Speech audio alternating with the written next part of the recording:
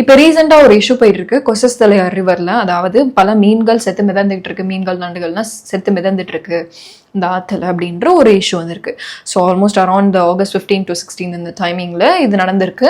And அங்க இருக்கிற இந்த லோக்கல்ல இருக்கிற மீனவர்கள் என்ன சொல்றாங்கன்னா, இட் இஸ் பிகாஸ் ஆஃப் அங்க அந்த தமிழ்நாடு வல்லூர் பவர் பிளான்ட் இருக்கு இல்லையா, ஸோ அவங்க ரிலீஸ் பண்ற அந்த சுடுதண்ணினாலையும் பத்தாவதுக்கு அந்த மணாலி இண்டஸ்ட்ரியல் பெல்ட்ல இருந்து கழிவுகள் இதுல அந்த பக்கிங்ஹாம் கெனால்ல டம்ப் பண்ணப்படுது, இதுங்கதான் மெயின் ரீசன் அப்படின்னு பேசுறாங்க. இப்ப இத்தனை மீன்கள் செத்து போனனால எங்களுக்கு நஷ்டம் ஏற்பட்டிருக்கு, ஸோ இதுக்கு கவர்மெண்ட் காம்பன்சேஷன் எங்களுக்கு கொடுக்கணும், ஸோ அண்ட் ஆல்சோ அந்த இஷ்யூவை ஃபிக்ஸ் பண்ணணும், அதுக்கு கவனம் கொடுங்கன்னு அங்க இருக்கிற மீனவர்கள் ரெக்வெஸ்ட் வச்சிருக்காங்க.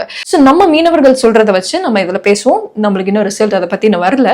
ஸோ நம்ம மீனவர்கள் என்ன சொல்றாங்கன்னா, தெர்மல் பவர் பிளான்ட் ஒரு ரீசன் சொல்றாங்க. அதாவது வல்லூர் தெர்மல் பவர் பிளான்ட் நான் உங்களுக்கு பிக்சர்ல போடுறேன், இங்க பாத்துக்கோங்க. ஸோ இங்கதான் அந்த வல்லூர் தெர்மல் பவர் பிளான்ட் நமக்கு இருக்கு. ஸோ இந்த தெர்மல் பவர் பிளான்ட் ஃபங்க்ஷன் பண்றதுக்கு நம்ம தண்ணி ஊற்றணும், சரிங்களா? ஸோ அது ரொம்ப சூடாகும், அந்த ஹீட்டை நம்ம குறைக்கணும். ஸோ அந்த தண்ணி ஊற்றி நம்ம அதை கூல் பண்ணணும். ஸோ அப்போ அந்த பவர் பிளான்ட்டை கடந்து வர்ற தண்ணி எப்படி இருக்கணும், கொதிக்கும், பயங்கரமா கொதிக்கும்.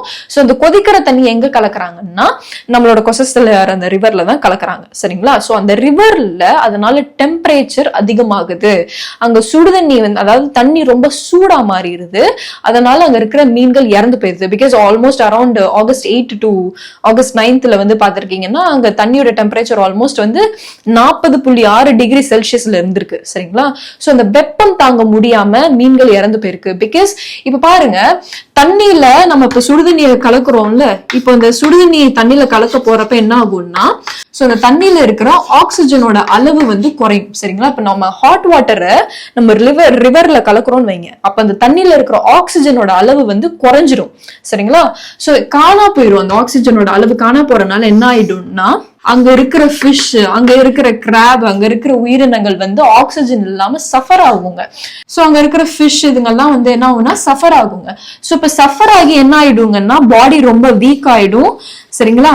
பாடி ரொம்ப வீக் ஆயிடும், அப்புறமேட்டுக்கு அன்கான்சியஸ் ஆகி அதுக்கப்புறமேட்டுக்கு இறந்து போயிடுறாங்க, சரிங்களா? சோ அதுக்கப்புறம் மீன்கள் இறந்து போயிடுது. சோ இதுதான் நடந்திருக்கு அப்படின்னு நம்ம மீனவர்கள் சொல்றாங்க.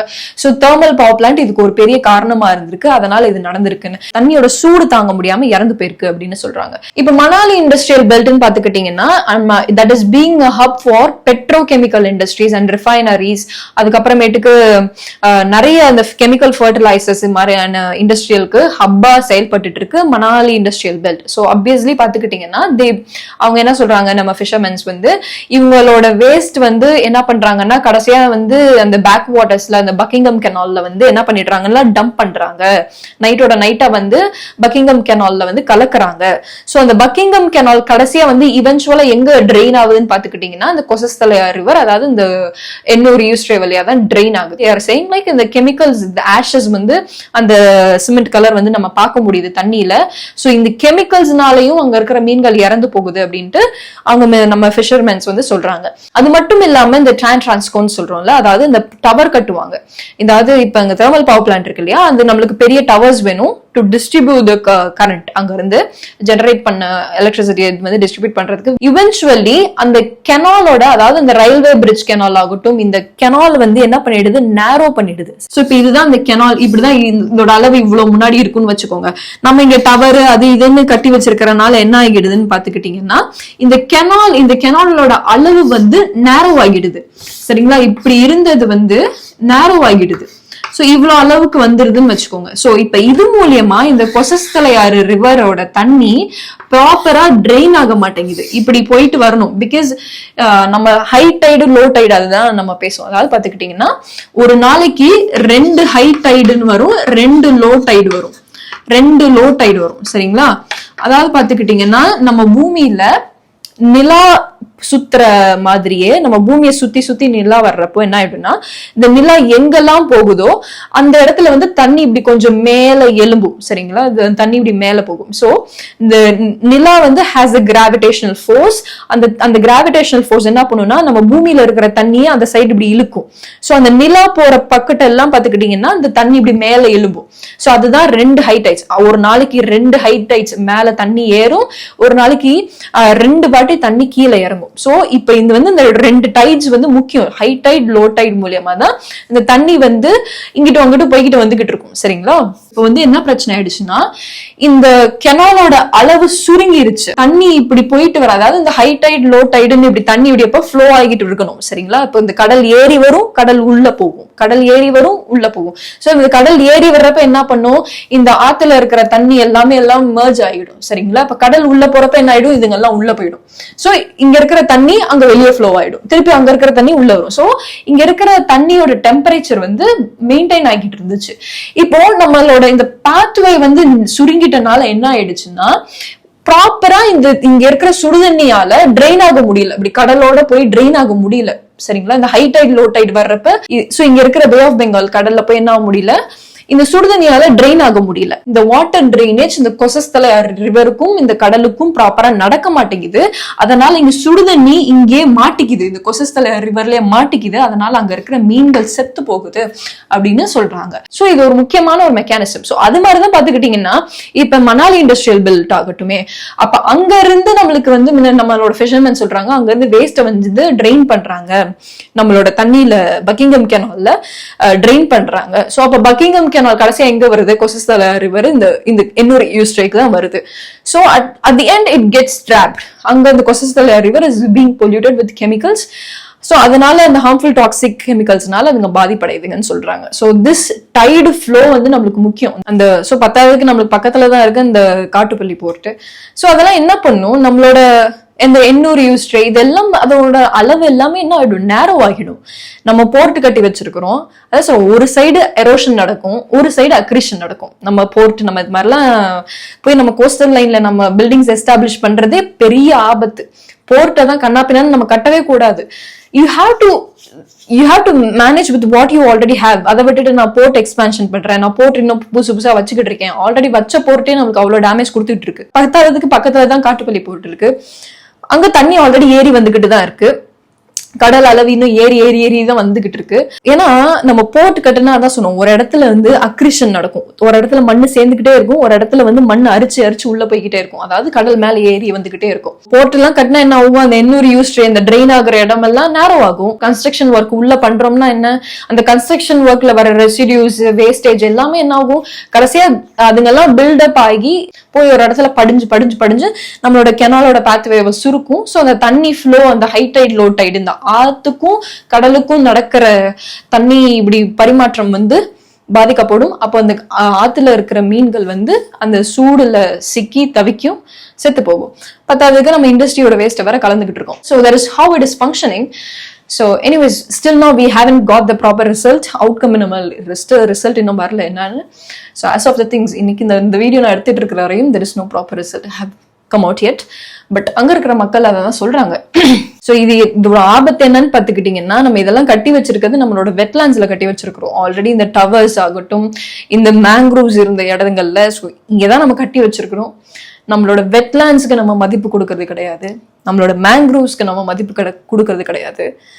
நம்ம still now we are stuck in loop where we are thinking like நம்மளுக்கு எக்கனாமி தான் டெவலப்மெண்ட், இண்டஸ்ட்ரி தான் டெவலப்மெண்ட், இதுங்க தான் டெவலப்மெண்ட் அப்படின்னு நம்ம நினைச்சிட்டு இருக்கோம். உண்மையான வளர்ச்சி என்னன்னா நம்மளோட இயற்கையை பாதுகாக்கிறது தான், நம்மளோட வெட்லாண்ட்ஸை பாதுகாக்கிறது தான். மேங்க்ரோவ் ஃபாரஸ்ட் எவ்வளவு முக்கியமான பங்கு பண்ணுதுன்னு பேசியிருக்கோம். அதாவது இந்த மேங்க்ரோவ் ஃபாரஸ்ட் வந்து இப்போ இதுதான் வச்சுக்கோங்க, இதுதான் இந்த வெட்லாண்டுன்னு வச்சுக்கோங்க. சரிங்களா? இதுதான் இந்த வெட்லாண்டுன்னு வச்சுக்கோங்களேன். இதுதான் இந்த வெட்லாண்டு, இந்த மேங்க்ரோவ்ஸ் இது மாதிரியான விஷயங்கள்லாம் இங்கேதான் இருக்குன்னு வச்சுக்கோங்க. இங்கேதான் கடல் இருக்குன்னு வைங்க. சரிங்களா? For example bay of Bengal வச்சுக்கலாமா?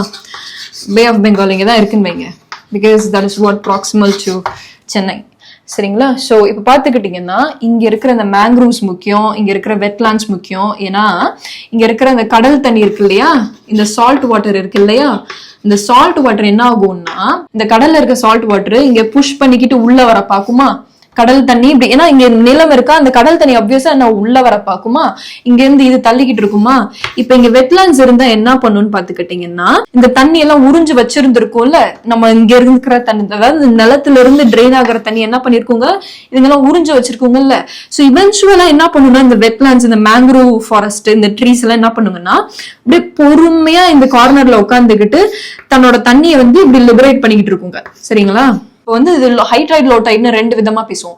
டியூரிங் த லோ டைடுன்னு பாத்துக்கிட்டீங்கன்னா கடல் உள்வாங்கி இருக்கும். அப்ப என்ன ஆகும்னா அங்க ஆல்ரெடி அந்த இந்த நிலத்துல அதாவது இந்த சைடு இந்த கோஸ்டல் லைன்ல இருக்கிற சால்ட் வாட்டர் என்ன ஆகும், உள்ள வர பாக்கும். சரிங்களா, நிலத்துக்குள்ள வர பாக்கும். இதுவே இங்க வெட்லாண்ட்ஸ் இருந்துச்சுன்னா என்ன பண்ணும்னா இது வந்து இப்படி வெளியே தள்ளிக்கிட்டு இருக்கும். சரிங்களா, சோ இது உள்ள வர பாக்கும், இது வெளியே போக பாக்கும், இப்படி வெளியே தள்ள பாக்கும். அப்ப என்ன ஆகும்னா இந்த சால்ட் வாட்டர் வந்து அதாவது இந்த சால்ட் வந்து என்ன ஆயிடும்னா அடியில படிஞ்சிடும். because it is dense, so it gets settled. சரிங்களா, இது வந்து செட்டில் ஆகிடும். சோ அப்ப வந்து என்ன ஆகாது, உள்ள வர விடாது. சரிங்களா, அந்த உப்பை வந்து உள்ள இன்வேட் ஆக விடாது, உள்ள இன்ட்ரூட் ஆக விடாது. இப்ப இதுவே ஹை டைடுல பாத்துக்கிட்டீங்கன்னா தண்ணி நல்லா மேலே ஏறி வந்துருமா, மேங்க்ரோவ் இந்த வெட்லாண்ட்ஸ் வரையும் வந்துருமா. இப்ப வர்றப்ப என்ன ஆயிடும்னு பாத்துக்கிட்டீங்கன்னா இங்க சேர்த்து வச்சிருக்க அந்த சால்ட் கிறிஸ்டல்ஸ் எல்லாம் இருக்கு இல்லையா, it gets diluted with the water. இங்க தண்ணி ஏறி வரப்ப தண்ணியில இப்படி டைலூட் ஆயிட்டு தண்ணியில இப்படி கலந்து போயிடும். சரிங்களா, சோ கடலுக்குள்ள போயிடும். திருப்பியும் இந்த லோ டைட் ஆகிறப்ப எடுத்துட்டு போயிடும். லிட்டரலி இந்த வெட்லாண்ட்ஸ் வந்து ஒரு லங்ஸ், ஒரு நுரையீரல். சரிங்களா, அதுதான் நம்ம சொல்றோம். அது கிட்னின்னு சொல்லலாம், லங்ஸ்ன்னு சொல்லலாம். சோ அப்படி வர்றத வந்து ரெசிஸ்ட் பண்ணி தள்ளுது. அதனால செடிமெண்ட் இப்படி அடியில வந்து சால்ட் படிஞ்சு வச்சிருக்கு. அப்புறமேட்டுக்கு இந்த ஹை டைடு வர்றப்ப அந்த கடல் மேலே ஏறி வரப்போ நான் புடிச்சு வச்ச சால்ட் எல்லாத்தையும் துருக்கி அங்க கொடுத்துருது. So that's how it functions.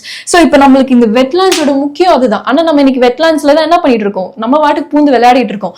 போய் வெட்லாண்ட்ஸ் அழிச்சிட்டு அங்க ரெசார்ட் கட்டுறது, வெட்லாண்ட்ஸ் அழிச்சிட்டு போர்ட் எக்ஸ்பான்ஷன் பண்றது, வெட்லாண்ட்ஸ் அழிச்சிட்டு நம்மளுக்கு ஏதோ நம்மளுக்கு வந்து இந்த டவர் கட்டுறது, இந்த பவர் பிளான்ட்டுக்கு டவர் கட்டுறது, பவர் பிளான்ட் கட்டுறது. So that is what we are not giving much importance to our wetlands.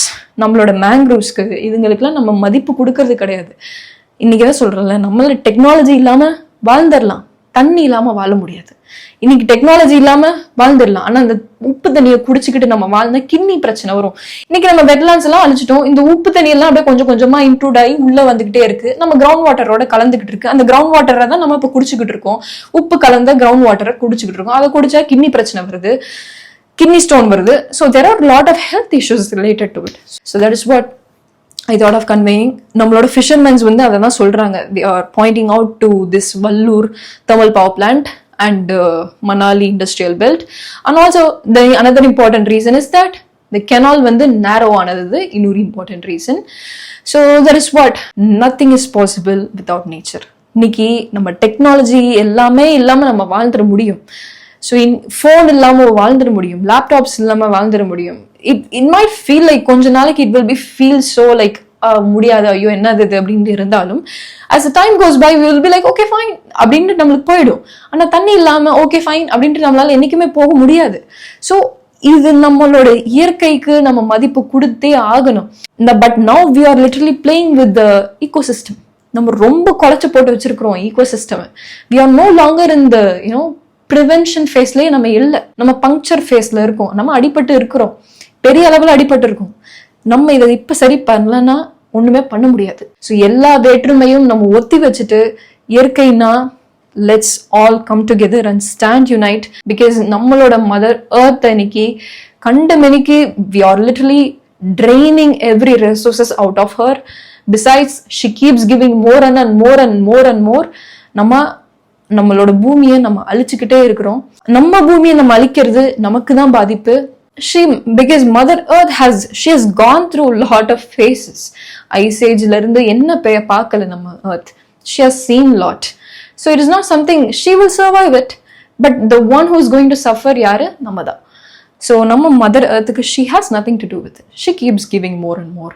It is like நம்ம நல்லது கொடுத்தாலும் she will be giving it. நம்ம ஒரு நல்லது கொடுத்தா she will be giving it in a multiplied form. ஒரு விதைய போட்டா அது பெரிய மரமாக்கி பழங்கள் அத்தனை கொடுத்து அந்த விதையில இருந்து பல மரங்கள் உருவாக்கி. So it is like that is whatever நம்ம இந்த பூமிக்கு கொடுக்குறோமோ நம்ம பூமி தாய் she will be multiplying it. அதை ஆம்பிளிஃபை பண்ணி நம்ம கிட்ட திருப்பி கொடுப்பாங்க. பட் நம்ம இன்னைக்கு பாய்சனை போடுறோம், இன்னைக்கு நம்ம லிட்டரலா கெமிக்கல்ஸை டம்ப் பண்றோம். அப்போ அதையும் தான் she will be amplifying it and she will be multiplying it. அதை திருப்பி நம்ம கிட்ட தான் தருவாங்க. Then we have to consume it. Then that's how it functions.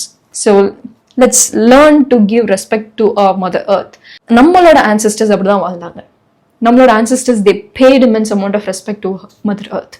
சூரியனை வழிபட்டதாகட்டும், ஆறுகளை வழிபட்டதாகட்டும், இதெல்லாம் பின்னாடி இருக்கிற காரணம் என்ன? They respected nature. அதுதான் இன்னைக்கு நம்ம ரெஸ்பெக்ட் பண்ணுறோமா இல்லை ரிச்சுவல்ஸ்ன்ற பேரில் ஆர் வி டெஸ்ட்ராயிங் நம்மளோட ரிசோர்ஸை அப்படின்னு நம்ம தான் யோசிக்கணும். Because when we forget about the philosophy behind the rituals, it will just become an empty ritual that is going to pollute the very resources of us. That is what happening these days. So let's learn the philosophy behind it. Let's understand the philosophy behind it. Only then we can bring the change. So anyways, நான் உங்களை அடுத்த வீடியோவில் சந்திக்கிறேன். Until then, it's Ayurvedi signing off. நன்றி.